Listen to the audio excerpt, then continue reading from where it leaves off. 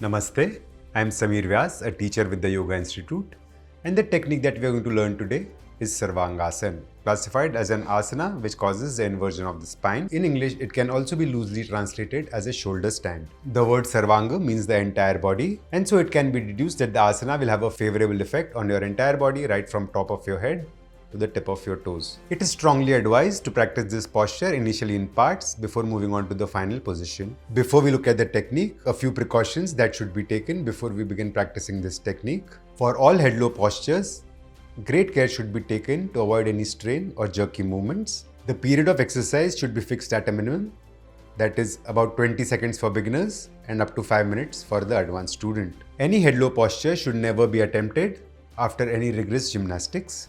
Unguided and hurried attempts to perform this asana may bring about a disruption in the usual blood flow to your heart, respiratory system and the brain, which may give rise to giddiness or even fainting. Now let's look at the limitations and contraindications as we perform this asana. People with hypertension, cardiac ailments, pregnancy, respiratory disorders, and ladies who are on their lunar cycle, spinal problems, cervical spondylosis, neck injury or neck trauma, high myopia, glaucoma, and other serious eye disorders must avoid doing this posture. Now let's look at the technique for performing this asana. In the starting position, lie down supine on your back, hands beside your body comfortably, breathing normally, and mind absolutely relaxed and calm, and gently draw a deep breath in. Then exhaling, take both your legs up simultaneously.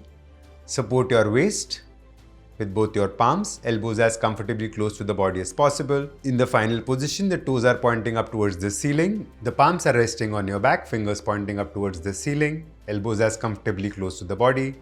The torso is perpendicular to the floor and the chin rests in the jugular notch. Breathe nice, slow, gently and evenly in this posture, and one may stay here in the beginning for as little as 20 seconds and then with practice not more than up to 5 minutes. For returning to the starting position, slowly bend the knees to as close to your head as possible and then cushioning your torso, cushioning your legs with your hands. Slowly lower your torso and bring it back to the floor and then gently slide your legs down and return to the starting position. And then once you come to the starting position, take in a few normal, natural deep breaths. This beautiful asana provides us with multiple benefits. A few of these are as follows. It strengthens the arms and shoulders, keeps the spine flexible and has a favorable effect on the nerves. It nourishes the brain with more blood. It improves the functioning of thyroid, parathyroid and pituitary glands. Favorable changes in the vasomotor ability of the body. Relief from congestion. There is a wholesome effect of gravity on all the organs of the body. It is very helpful in constipation, dyspepsia and other digestion related disorders. No other asana is more effective in increasing the blood supply to the brain than this one, and as a consequence it improves mental alertness and keeps the mind calm, brings about a temporary replacement of the abdominal and the respiratory viscera, balances all the organ systems in the body. Regular practice brings about a relief from hemorrhoids and also relief from varicose veins and prevention of varicose veins as well. It relieves stress as it calms the brain and the nervous system, helps balance the mood and calms the mind, increases confidence and self-reliance. All in all, it is an excellent practice to be included in your daily routine.